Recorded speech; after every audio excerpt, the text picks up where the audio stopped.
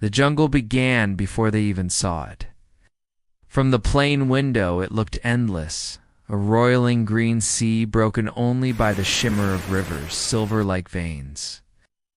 Clouds hung low and heavy, dragging mist across the canopy, as though the sky itself were trying to smother the earth. Dr. Elena Ruiz watched it all in silence, her forehead pressed to the glass. The turbulence made the small charter plane tremble, its old metal body creaking with every drop.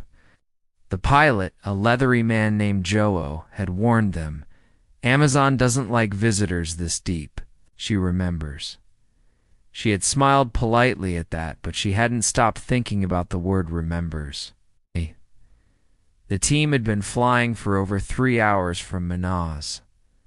There were 6 of them, jammed together with their packs and cameras, and the scent of fuel and sweat had long since settled into something cloying.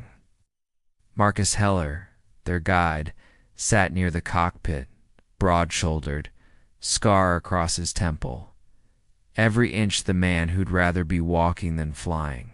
He kept glancing at the compass strapped to his wrist, muttering when the needle twitched.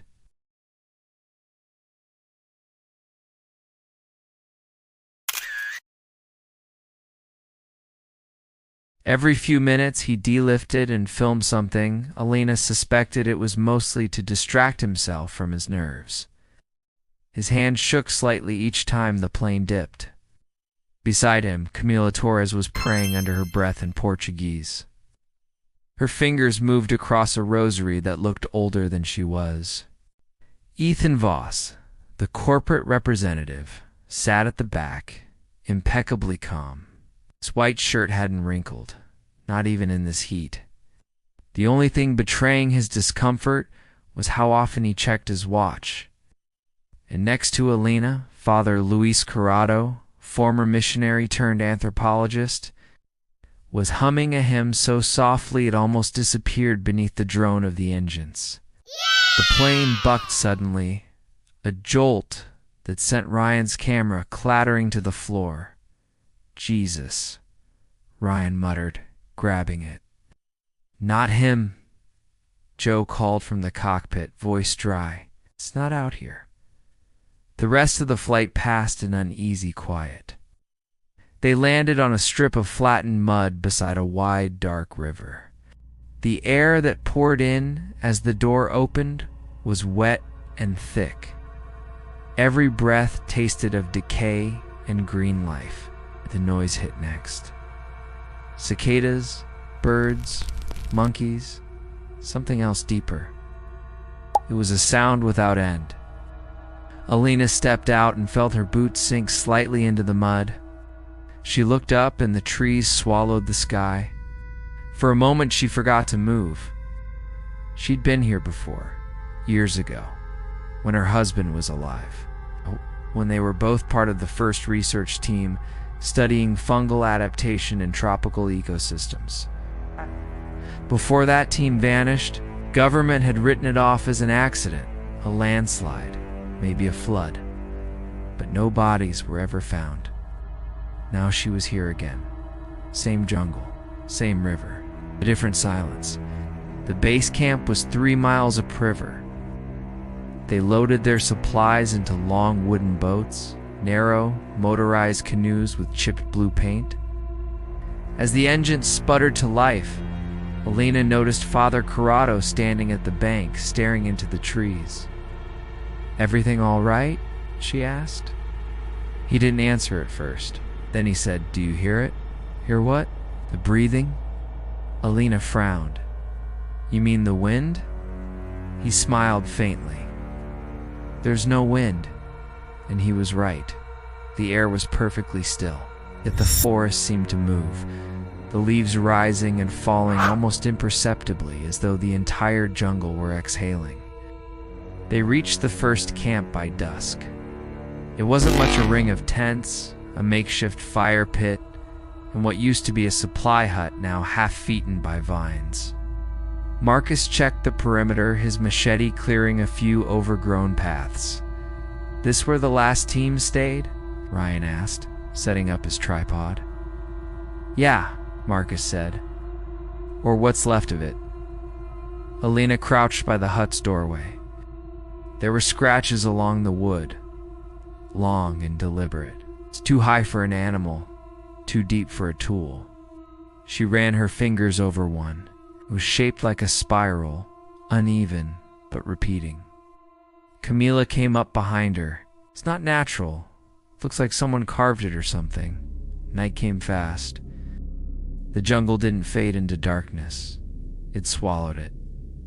By 8 o'clock, their fire was the only light. The air crawled with sound. Frogs, insects, wings beating somewhere unseen. Ethan distributed rations with military precision. We leave at dawn, he said. Satellite data shows something 50 clicks south, maybe the first team's main site. Ryan filmed him, of course. You think they're still out there? Ethan didn't look up. We'll find out. Father Corrado had been quiet all evening, sitting apart with his journal. Alina finally approached him. You were here once before, weren't you? He nodded. 20 years ago. I was sent to a village near the Javari line. The elders warned me not to go deeper. Why? Because that's where the green below lives. Elena frowned. You mean a spirit? He closed his notebook, gazed distant. Not a spirit, a memory. The jungle keeps what we give it. Blood, fear, names, it keeps them all. Sometime past midnight, Alina woke to a noise. Not an animal. Not a branch. Something closer.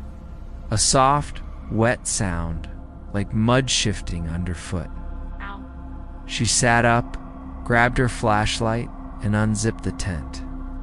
The beam cut across the clearing. Nothing. But then she saw the spiral, freshly carved, glistening on the trunk of a tree 10 feet away. And beneath it, her husband's initials. Morning came gray and heavy. Marcus found new tracks near the riverbank. Barefoot, he said, kneeling. Adult size, but the stride's wrong. Wrong how? Ryan asked. Filming? Too long. Too heavy on the toes? Camila muttered something Alina didn't catch. What did you say? Camila hesitated.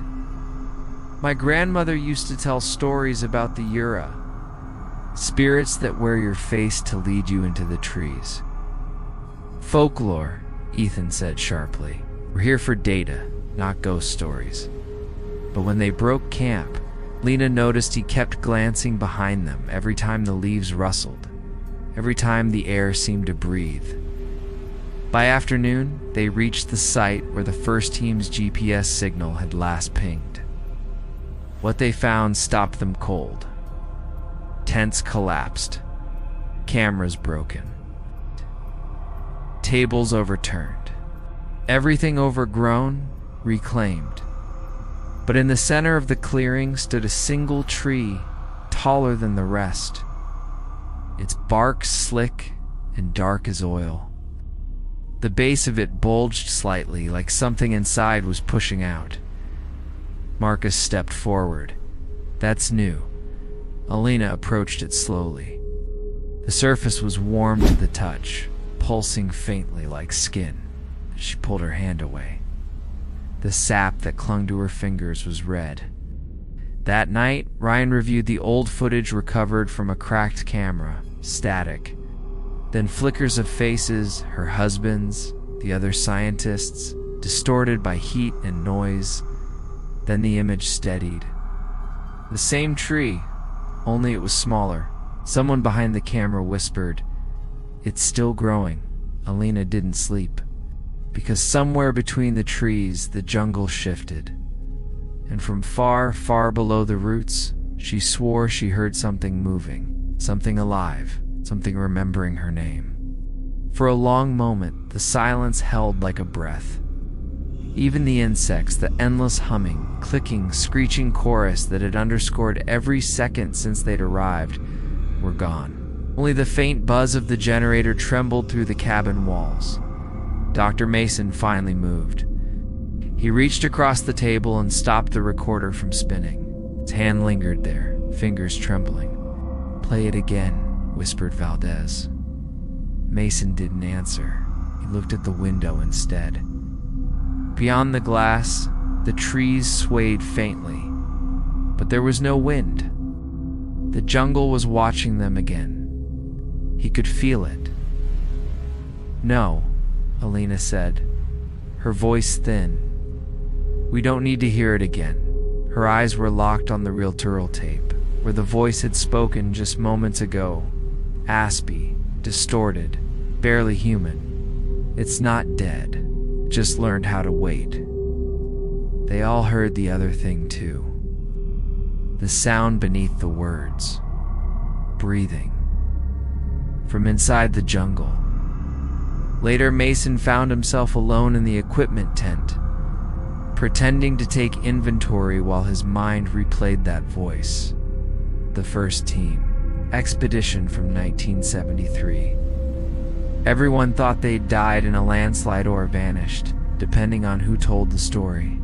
The government sealed the site, the locals built shrines, and the jungle swallowed what was left. But Mason knew that voice. He'd heard it once before, on a voicemail, from his father. He sat on the supply crate, staring at the map pinned to the tent wall. Their current location was circled in red, a kilometer north of the Rio Ancho, a deep inside territory even the native Yawarani refused to enter. A dark smudge on the paper marked where the first team's camp used to be. Mason traced the distance with his finger. 3 days hike, maybe 2 if they pushed. He didn't remember getting up, but suddenly he was outside, standing in the thick, wet air, flashlight cutting through the fog. Something moved near the edge of the tree line. Not an animal. Not quite human either. When he blinked, it was gone. They brought in a local guide the next morning, Yawarani man named Elon, silent and wiry, with eyes that seemed to look through people instead of at them. He refused to go near the tape. "This is not your jungle," he said through the translator. "You walk on its skin, but you do not know its bones." Mason asked him what that meant. Elon didn't answer directly. He only said, "There are places where the green remembers, where the trees know names." When he turned to leave, Mason noticed scars across his arms and chest, carved in looping, circular patterns, ritual marks, or warnings. That night, Elon sat apart from the group, whispering into the forest in a language that made the leaves shiver. The next morning, his hammock was empty. Only a trail of wet footprints led away into the jungle. They stopped at the riverbank, as if he'd stepped directly into the water and never come up again. Valdez stayed behind 2 catalog samples. Around noon, Alina found him staring at the laptop. The sound recorder's feed was open again, still running. "Did you hit record?" she asked. Valdez shook his head. The file timestamp showed it had started at 3:33 a.m., while everyone was asleep. They listened. For the first minute, only the rustle of leaves, then faintly a whisper, "Elon, Elon." The voice wasn't Elon's. It was the same one from the first tape. At the end of the recording came a sound that turned Elena's stomach. Wet, dragging steps. Then a low, cracking noise like roots tearing through soil. And under it, a human breath. Close. Valdez slammed the laptop shut. "It's the same voice," he said. "It's been recording itself." 2 days later, they reached what remained of the 1973 expedition site. The jungle had reclaimed nearly everything. Canvas rotted into the mud, skeletal frames of tents strangled by vines. The air was thick with decay and something sweeter like overripe fruit. Mason knelt near a rusted generator half swallowed by moss. The metal was bent inward, not by weather, but pressure. Enormous pressure. "Look," said Alina, pointing to the trees. Carved into their bark were names, dozens of them, each etched deeply, as if by fingernails. Mason, Alina, Valdez, Elon, their own names. Mason stumbled backward. "That's impossible." Alina touched the carvings. The sap oozed red. "They weren't carved," she whispered. "They're growing like that." That night, the jungle opened its eyes. They didn't see it, not at first, but they felt it. The vibration under the soil, the subtle shifting of roots like muscles flexing. Valdez saw the first thing, a tendril, thick as a wrist, sliding through the leaf litter toward him. He swung his machete, severed it. The air hissed. The cut end bled. He screamed. The others came running. By the time they reached him, Valdez was gone, dragged halfway underground, his nails clawing furrows in the dirt. The ground pulsed once like a heartbeat, then stilled. Mason knelt there, shaking. "It's alive," he whispered. "The whole goddamn forest, it's one thing." Alina clutched his arm. "What did the first team wake up?" Mason looked at her, eyes wide, not what he said. "Who?"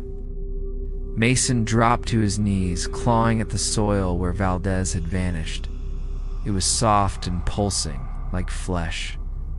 His hands came up slick with sap that smelled faintly metallic. "Help me dig," he shouted. Alina hesitated only a second before dropping beside him. Together, they tore at the ground until their nails split and bled. But beneath the first layer of soil, there wasn't more dirt, there were roots. Thick, fibrous, warm. One twitched when Mason's hand brushed it. He jerked back. The root twisted slightly, curling in on itself before sinking deeper into the earth.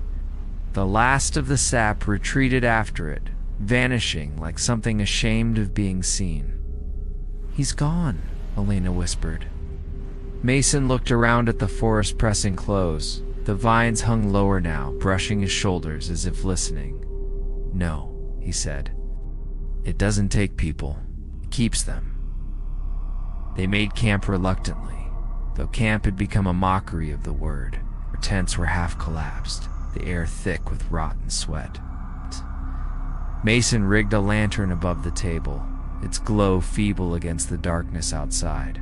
The forest was no longer stilt, was breathing. The leaves rustled without wind. The branches swayed without cause. Alina sat near the entrance, clutching her notebook.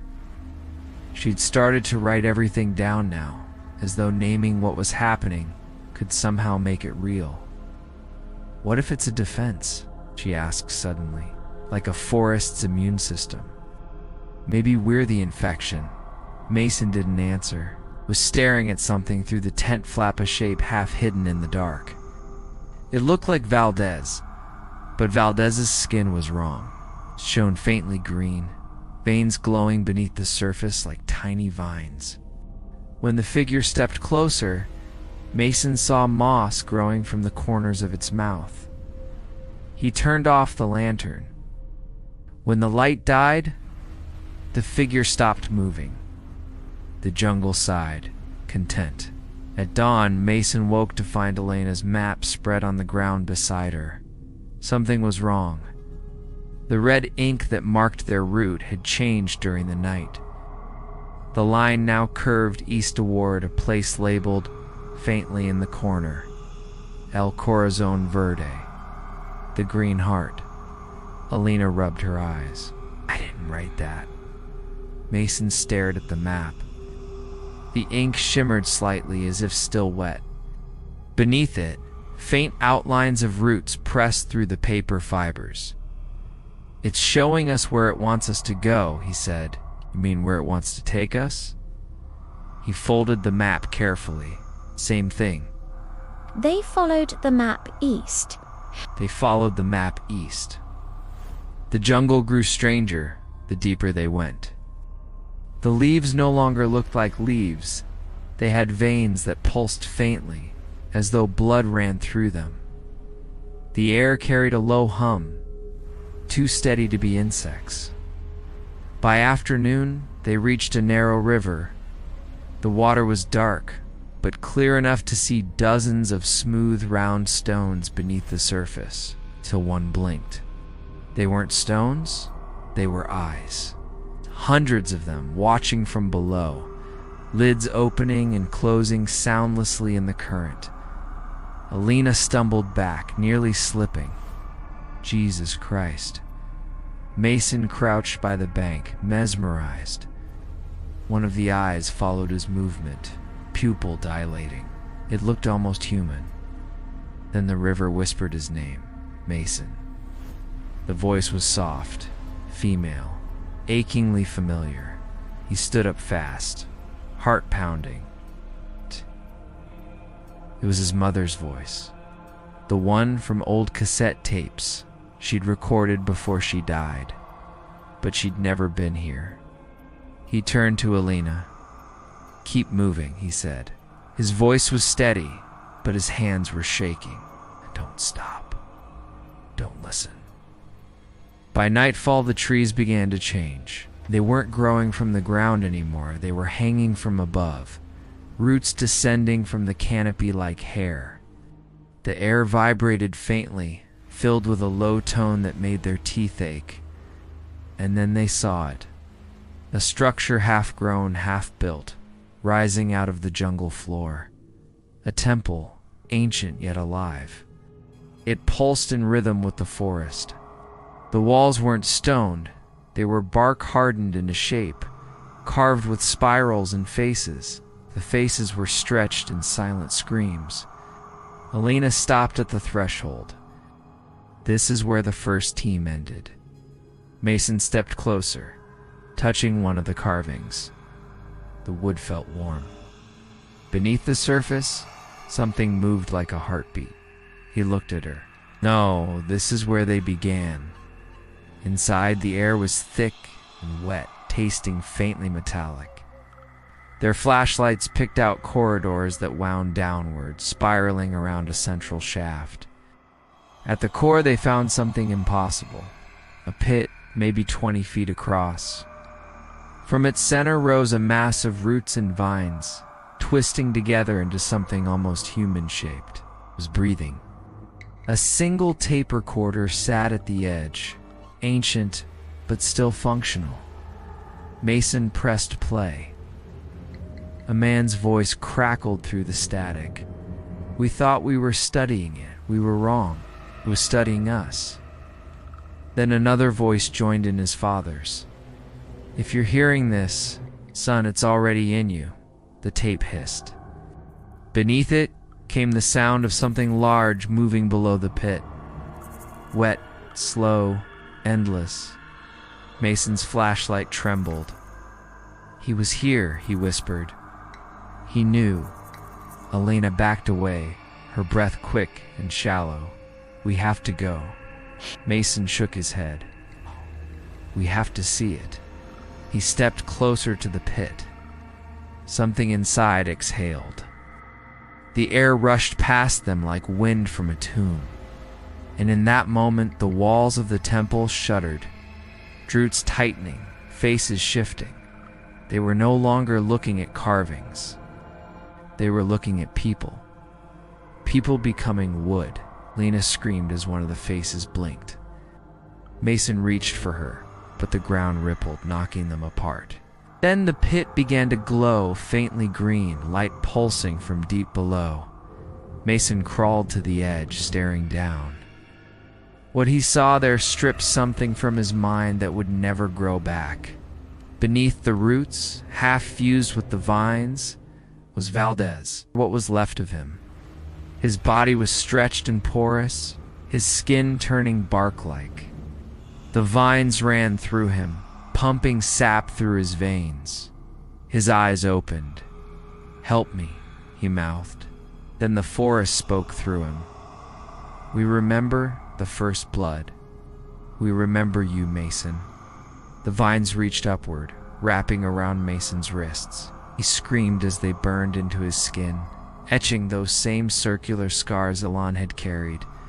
Alina grabbed his arm, pulling him free, and they ran through the temple, through the shifting trees, until the jungle spat them out beneath a sky gone utterly wrong.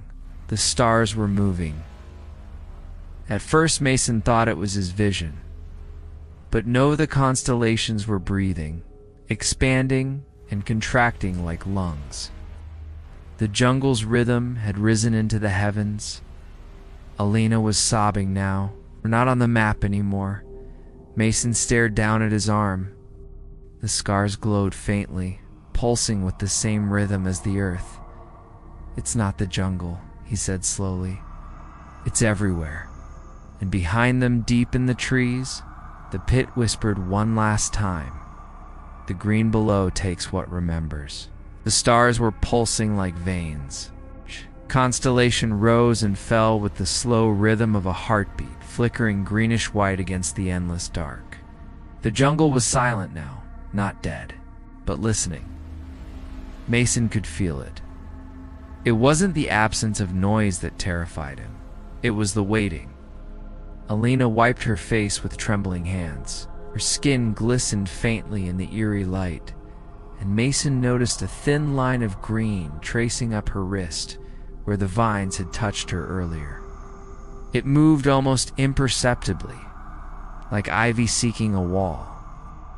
He didn't say anything. Neither did she. They started walking. They started walking. Every few steps, Mason caught flashes of movement from the corners of his vision, leaves folding closed as they passed, branches retracting like fingers. The forest wasn't guiding them anymore. It was hurting them. "Do you hear it?" Alina whispered. He did. Faint sound beneath the silence, not the hum of insects, not wind. Something subtler, like the murmur of voices buried deep in the soil. "Keep moving," he said, even though he didn't believe in the direction anymore. Every compass reading had failed hours ago. They might have been walking in circles, or inside something that had no direction at all. After what felt like hours, they reached the river again. Only it wasn't water anymore. The riverbed had turned black, thick, sluggish. Sap flowed where water once ran, glowing faintly from within. The surface rippled as though breathing. Lena stepped closer, her reflection swimming up from below. But the face that looked back wasn't hers. Its eyes were wide and moss green, its mouth curling in slow recognition. "Alina," it whispered. She stumbled backward, clutching her chest. "That's not the reflection," smiled wider. "You've seen the roots now. You felt them. They're in your blood." Mason pulled her away, but her gaze stayed fixed on the river. Reflection was still mouthing something silently as they retreat, something that looked like welcome home. Behind them, the sap surged. A hand made of vines reached up briefly, brushing the surface, before sinking again. They found their old campsite, or what was left of it. The tents had been absorbed. Fabric merged with bark, metal poles turned to bone-like growths. The lantern hung half-fused with a branch, its glass warped into translucent amber. Inside it, Mason saw movement, a moth, or maybe a small human face pressed against the glass. Alina crouched near the fire pit. Look, half buried in the ash was a tooth. Human, freshly shed. Mason turned it over. The enamel gleamed faintly green. He realized suddenly that the hum beneath the silence was coming from below their feet, now constant, low, rhythmic. The jungle's pulse. He looked at Alina. It's spreading underground, through everything. Even us, she whispered, and she said it, her voice cracked in. Mason saw that her pupils were ringed faintly in green light. He wanted to say something comforting, something human. But the truth was, he wasn't sure his words would still mean anything in this place. That night, neither of them slept. The stars continued to beat overhead, 1,000 blinking eyes keeping time with their hearts. Morning came gray and wet. The humidity was suffocating. Mason woke with his hands clenched and sticky, as though he'd been gripping soil in his dreams. When he opened his palms, he found tiny green shoots curling between his fingers. He yanked them out. They bled. Alina watched silently.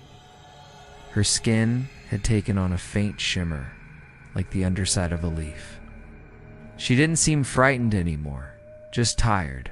I dreamed of roots, she said. They were growing through my ribs, connecting to something bigger, something below.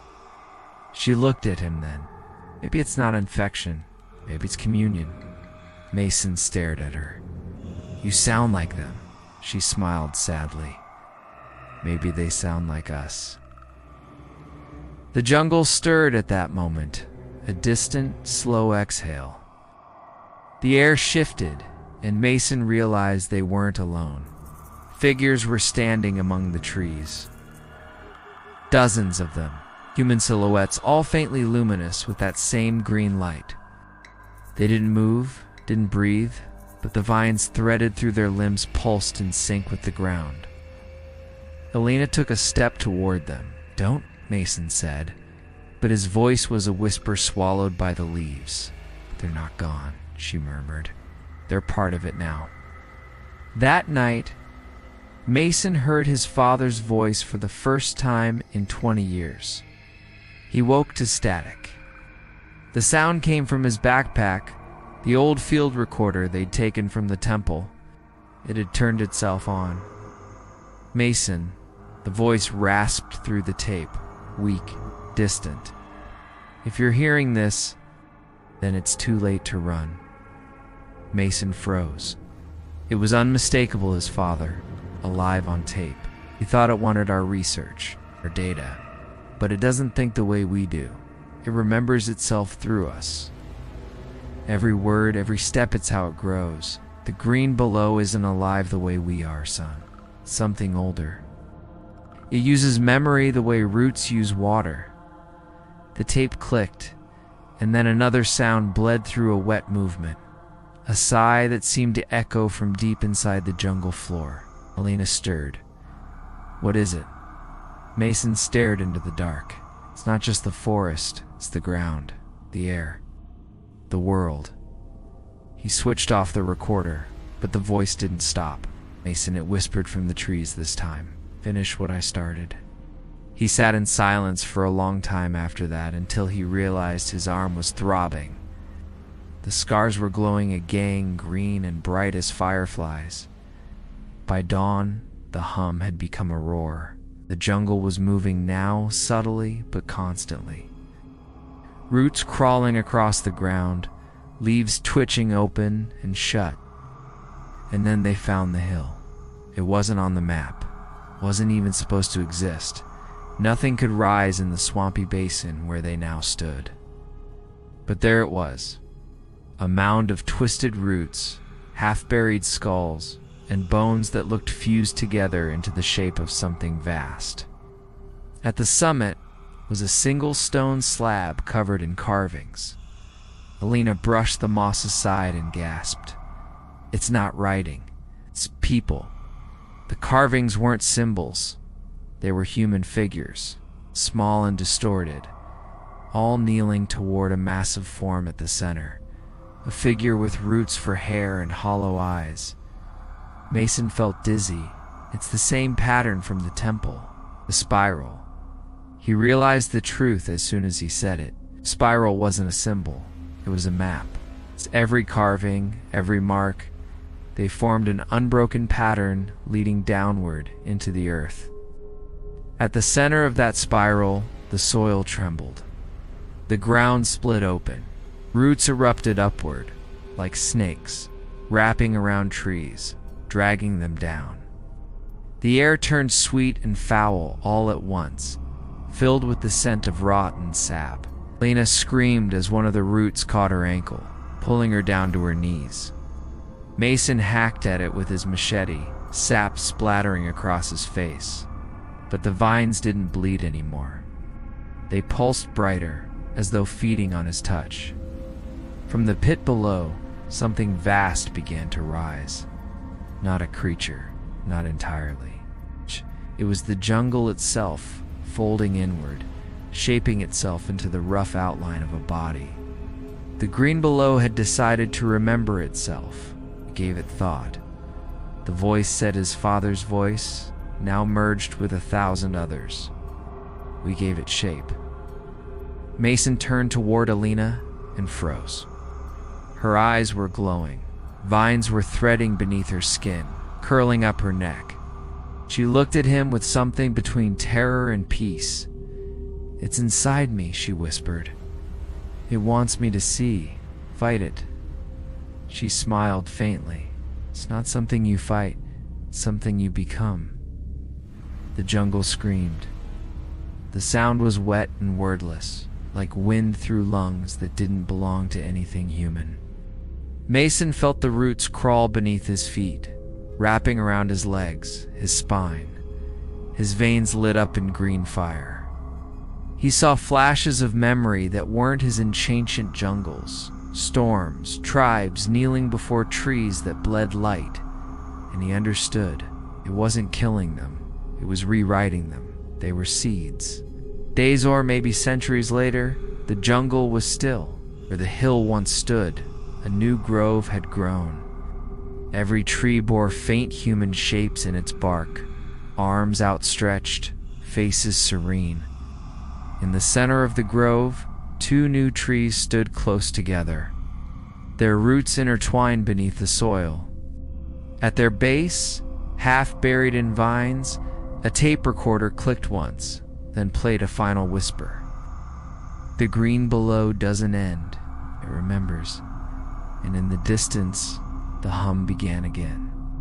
The first sound was not human. It was older than that, older than words, older than pain. Came from beneath the soil, a groaning that was almost a sigh, as if the ground itself remembered everything that had ever bled into it. Father Ignacio woke with his back against the altar ruin, sunlight flickering through the shredded canopy like dying candles. His rosary was gone, his crucifix was gone. His faith was gone, or maybe it had been eaten by the same green hunger that had swallowed Valdez, Morales, and the rest. He could still hear them. Insects hummed with their voices. The wind carried the sound of their last breaths. When he turned his head, the shadows in the vines moved differently, as if something beneath them was shaping the light itself. He remembered Valdez's last scream, a wet, gurgling note that came from somewhere between his chest and throat. And now, hours or days later, it still hung in the humid air like a curse. "Senar," Ignacio whispered hoarsely, his mouth dry. "Forgive me, but what lives here is not yours," the jungle answered. Not with sound, but with memory. When Ignacio pressed his hand to the soil, he felt pulse. It's not metaphorically. The jungle breathed. It throbbed. There was a rhythm beneath him, like a heart beating miles below the surface. He stood, dizzy. The sunlight seemed thick, syrupy. Shapes crawled under the dirt like worms, only larger, slower, with bones. And the longer he stared, the more he understood. The jungle wasn't just alive, it was aware. In the clearing, the bodies of his expedition team were nowhere. only impressions in the mud, like fossils half swallowed by time. The vines had eaten their shape, but left the essence, and each essence was whispering. Father once said in a sigh, "Don't leave us." He stumbled back. The voice was Valdez's. Then another. "We came for gold, Ignacio. Found God." That was Morales. And the third voice was his own. "The soil knows our names." He wandered until he found the pit, the same place where the ancient statue once stood before the quake split the earth. The vines formed arches above it, curling inward like cathedral ribs. Sunlight poured through the gaps in green shafts, illuminating bones, human, jaguar, monkey, all twisted together. At the center of the pit stood the idol again, only now it was breathing. The stone chest rose and fell with the rhythm of the ground. Veins of root-like tendrils ran across its body, pulsing. The idol's eyes, once carved obsidian, now dripped amber sap like tears. When Ignacio stepped closer, the soil beneath his boots murmured, not with words, but memories. He saw visions of the first team, Valdez smiling, taking a photograph before something unseen dragged him backward into the underbrush. He saw Morales, his body torn open, but moving still, vines entering his veins like 4 lines. He saw himself sitting right here praying for salvation that never came. And then he saw the truth. This wasn't the jungle's doing. It was humanity's. Centuries of greed had bled into the ground merchants. Colonists, missionaries, all spilling their lies and hunger into the same earth. The jungle hadn't cursed them. It had learned from them. Now it imitated what it had seen. Possession, punishment, faith twisted into appetite. Ignacio fell to his knees. Please, end it. But the jungle didn't end things. It recycled them. The idol's chest cracked open like a wound.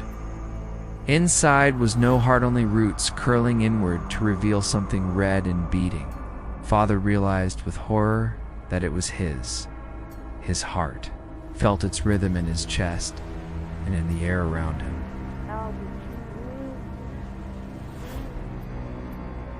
The 2 pulses were in perfect sync. "You prayed for understanding," whispered the jungle in all their voices. "Now you are remembered." The roots lunged upward, wrapping around him. He screamed, but no sound. Came only a hiss of air as the vines filled his mouth, his lungs, his thoughts. Every memory he had, his childhood, his sermons, his sins bled into the earth, and the ground grew darker. Years later, a rescue team arrived 6 months later. They found the camp empty. No remains, no gear, no sign of violence, just soil that seemed strangely warm, as if something deep beneath it still breathed. One of the younger men, a botanist, bent down to scoop a handful of dirt. "Feels alive," he said, "like it's remembering." He didn't see the rosary chain tangled in the roots, half buried, pulsing once, then still. The jungle went quiet, but only for a moment. Then the wind blew again, carrying a single word through the canopy. Soft as prayer, low as rot. "Father." And in the shadows, something old shifted, smiling.